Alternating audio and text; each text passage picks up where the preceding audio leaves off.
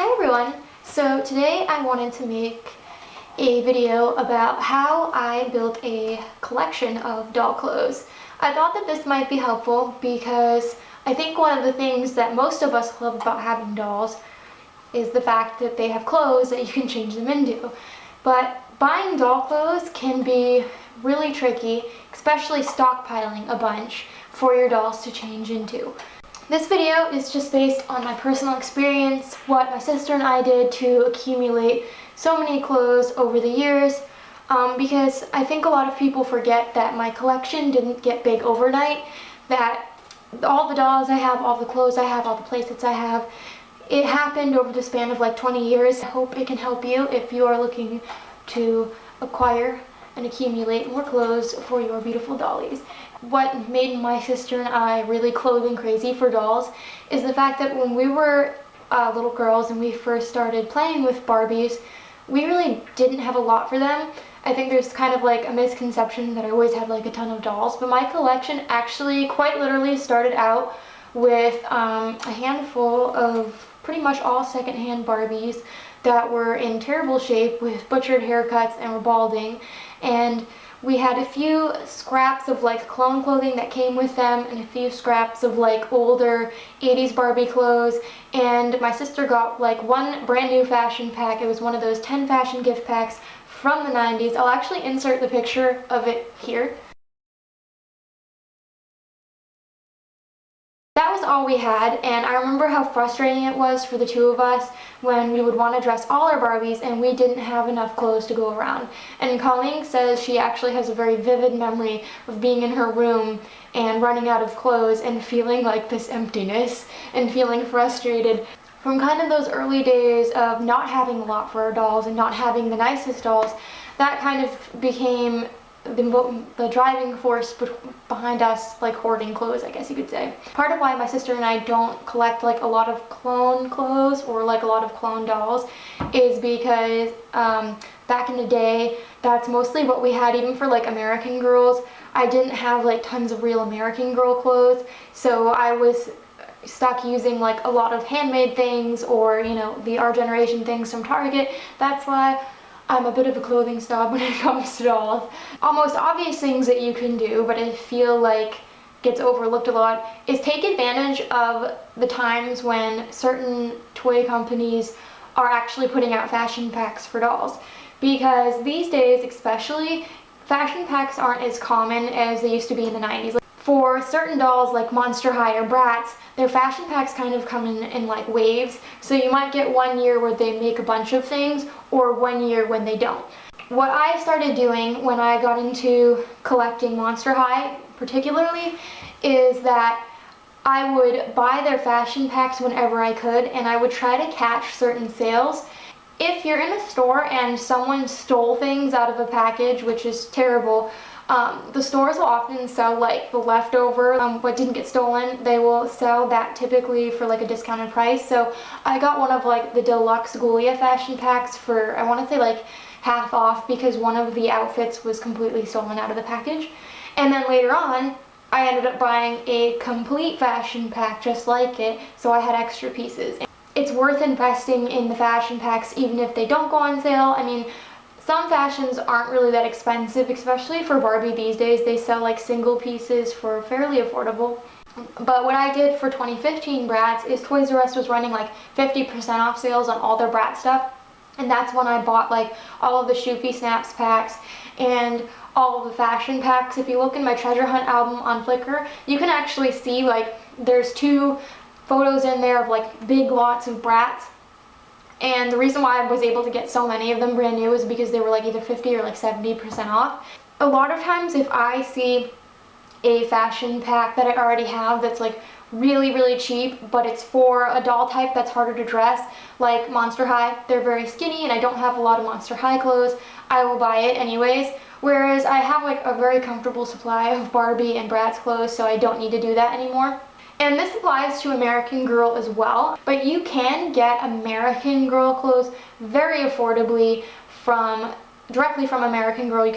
What you can do is pay attention to the sales, and if you're like a member of the AG Rewards programs. Sometimes you get early access to like Cyber Monday, things like that, and that's really helpful. So while the regular outfits will retail anywhere from like $28 to $36 for like your average American Girl outfit, which is a lot of money, you can get them as cheap as like $10, depending on the particular sale. If you like merge it with any other offers, sometimes they will have like a promotion where it's not that one item is on sale necessarily, but they'll knock off 20% off your entire order. So that's how I've been able to buy a lot of American Girl clothes. I've even gotten like shirts that were made just for the stores, so like, you know, the exclusive shirts that say like AG Place Boston. I've gotten those for $1 on sale. I also send coupons sometimes, so there's just like a lot of money saving ways. So if you pay attention to sales, whether they're for like fashion dolls or American Girl, it's definitely a way to acquire clothing. And it doesn't mean that like just because you're buying something that's traditionally expensive like American Girl, that only people who have a lot of money can have nice things for them, because that's not true. Like, I live on a very tight budget. I like to buy my American Girl's clothes, and that's definitely an option. eBay is actually a really good place to get doll clothes. There's kind of like a bad stigma around eBay.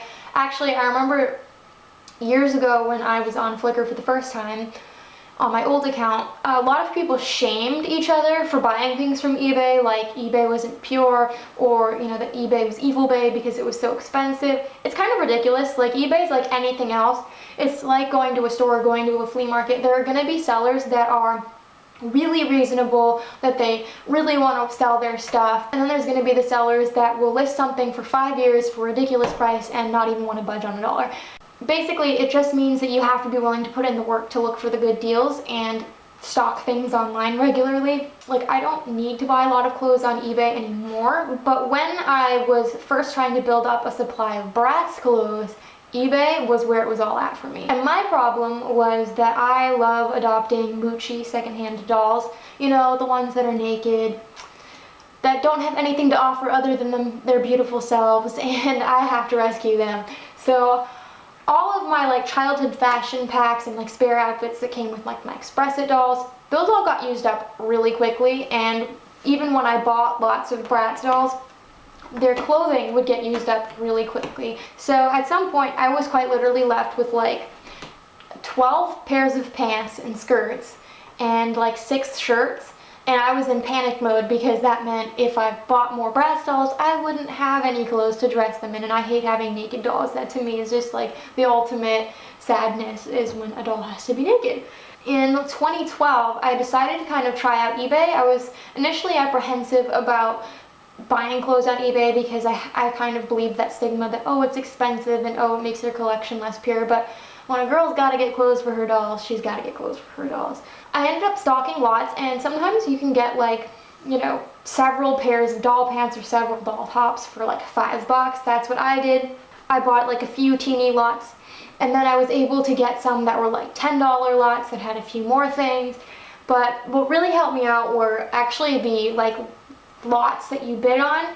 I got several that were like, I want to say they would have like, you know, 30 or 50 pieces in it. I ended up getting like 100 pieces of Bratz clothes for $30, which wasn't bad at all. It's important if you're shopping online though, and you don't know a lot about what you're trying to buy, make sure you do your research, because a lot of the sellers are uninformed and they'll have like Barbie items in a lot with Bratz clothes. And if you know anything about Barbie and Bratz, you know they don't really share clothes very well, because Bratz are so petite and tiny and Barbie is a larger doll. So if you're trying to buy like real clothes for your dolls that are made for them, then you want to make sure that you're actually buying that and you're not just believing the seller, because they don't really know what they're talking about most of the time. Not only can you get cheap lots of like shoes or clothes if you are willing to spend the time looking for them, but you can also get individual outfits or brand new fashion packs for a really good deal. So weirdly enough, things like Bratz Babies and Bratz Kids, a lot of sellers have like mass overstock of their fashion packs that you can get for really cheap, still sealed in the package. And that's what I did for my babies and kids in particular. I found sellers that had like a bunch of their fashions for like, you know, maybe $5 each boxed, and by buying a lot from them, I got combined shipping, and so the fashion packs themselves weren't that cheap, and then the shipping wasn't that. So getting discounted shipping, combined shipping is a really great way to save money on eBay. And a lot of times you can message the seller ahead of time, like if you're thinking of buying things from them, and just ask them if they do combined shipping. If you read the descriptions, a lot of times... Oliver, don't jump on the counter. Oliver! Rude! Rude. What are you doing? Mom's filming. Oliver says hi, but he's too fat to hold. Okay. And as far as American Girl clothes on eBay, like there are certain things that might have been limited edition, or they were only made by Pleasant Company, or for whatever reason all the collectors want them, or they're made for a character that everyone wants. Yes, they are going to be expensive. There are plenty of sellers who have buy it now options that are really, really cheap. As I said, I got Marie Grace's nightie for $12 with shipping, and Cecile's for like $18, and that included, like, this includes the shipping. And when I got the two together from the same seller, they refunded me like $2 or $3 in shipping. Something I've tried for the past year since getting Caroline is I'll just stock like a particular doll. Like right now I'm stocking Marie Grace, and last year I was stocking Caroline, and every day I'll just look up like American Girl Caroline, American Girl Marie Grace, and I'll just look at the new listings. There's usually not too many for like those characters, and I'll just scroll through, and that's the best way to find like a good deal on like a buy it now option that's super duper cheap. And last but not least, you can also buy doll clothes secondhand at places like the flea market, the Salvation Army. Those places are usually the best places to get like the most bulk for the best deal. That being said, I have seen plenty of sellers at flea markets who want an insane amount for even like a teeny tiny bag of doll clothes. Actually, I have kind of a story. So when I was like maybe 8 or 9, we were at the flea market with my mom and my dad, and there was this little bag of what looked like really old Barbie clothes. And even though I was really little and I had never seen vintage Barbie at the time, I looked at them and I saw the really old tags, and I looked at like the styles of the clothes, and I thought, oh, these must be some really old original Barbie clothes. And they were just in this like sandwich bag on the table, and when my mom asked how much they were, the guy wanted $50. Just because it's at the flea market, it doesn't mean it's going to be cheap, but a lot of times people will sell like an entire collection of Barbies or Bratz dolls or something for like pretty cheap, you know, $15, $20. That's typically where you can get the cheapest things, because people are just trying to get rid of it and they don't want to have to load it back up in their truck afterwards. And I've also gotten American Girl clothes at the flea market too. The only problem with buying things at the flea market is you're put on the spot. So if you're not really educated about what you're buying, you can easily get swindled. That's the one major downside if you're going to be buying clothes at the flea market, or anything really, that you're kind of at the mercy of what you can remember and what the seller tells you. It's really important to take your time if you're going to be buying doll clothes. I've made a lot of mistakes buying bins of dolls where I thought I was getting a ton of clothes, because a lot of times why I buy in bulk is because I want the clothes. There can be filler items like actual kids' clothes or scarves or blankets that fill up the box or the container and make it look like it's loaded with, you know, doll clothes when it's not, because when you put your hand in there it'll feel soft, but it's actually not.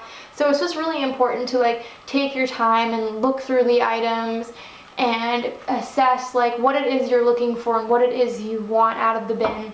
And that's typically how I decide when I buy a bin, is like how many clothes are in there and how many, like the ratio of dolls and clothes. Because typically I like there to be lots of extra clothes. That's not to say that I don't buy bins of dolls that are just naked dolls that will be mooches, because I do. Something that I've done before is if there's like some extra doll clothes on the table that are just kind of sitting there and there's like a doll I want, I'll try to like buy those things together. And for a while what I did when I was really hard up on Brad's clothes, and I still do this with like Monster High clothes, is anytime I'll see any scrap of like, you know, the clothes I want in question, so Bratz clothes, Monster High, I will always ask like how much it is. A lot of sellers will sell you things for like a quarter, or, you know, they'll sell you a little handful of clothes for a few dollars. And even though at the time it might not seem like you're getting that much, the more that you acquire those little scraps, the bigger your collection will become, and that's basically how I acquired my Bratz clothes. I was very, very diligent and very stubborn about always asking about the scraps of Bratz clothes. I remember one time there was this seller, he had a bag of like those newer Polly Pockets, the ones that like wear the rubber clothes, and then there was a bunch of like Bratz Treasures clothes also in the bag. And when I asked him how much the bag was, he wanted like 10 bucks. And that was way, way too much money because it was like literally only a handful of Bratz clothes, and I didn't want all the Polly Pockets because I don't collect those.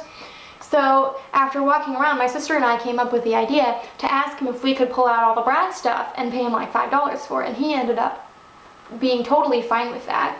Like say there was like a Barbie that came with like a bag of Bratz clothes with her. I had plenty of Barbie clothes, but I didn't have a lot of Bratz clothes, so it worked out. I think the only problem with that kind of way of clothing hoarding for a lot of people is that I know there are many collectors who don't want duplicated items of any kind. I know some people refuse to even have like a duplicated pair of shoes or a duplicated shirt. It's like one of everything and only one of everything. So obviously like this isn't going to work for that style of collecting. First in, don't throw that. But if you're like me and you kind of are a more laid back collector and it's just more about rescuing dolls and buying what you like in the moment, then this will really work. I mean, you kind of have to decide like, are you okay with having naked dolls, or are you like me where you want all your dolls to have a selection of clothing to wear at any given moment? I do find even if you don't have access to buying things online, you can actually get quite a lot of clothes like secondhand. Buy actual like Barbie clothes, like all of those huge drawers you've seen in my clothing storage video before. I've gotten like pretty much all of those secondhand and from the store. That's where most of my clothes came from, and I would say probably 85% of my Barbie clothes are from secondhand places that I acquired through years and years of the scrounging method. It definitely can be done, it just takes a lot of effort, and I also will take the time to fix things that maybe are in bad shape, and I wash everything. I try to make everything look its best, so even if it's not like in mint shape, it still can be used, and hey, it's something. It's better than having a naked doll. To obtain a large collection of doll clothes, it takes work, it takes effort, no matter what technique you choose, no matter where you're buying from. That's my greatest tip, is just be patient and be diligent. I hope you guys enjoyed this video and found it helpful. Until next time, love your dolls, love yourself, and love your life.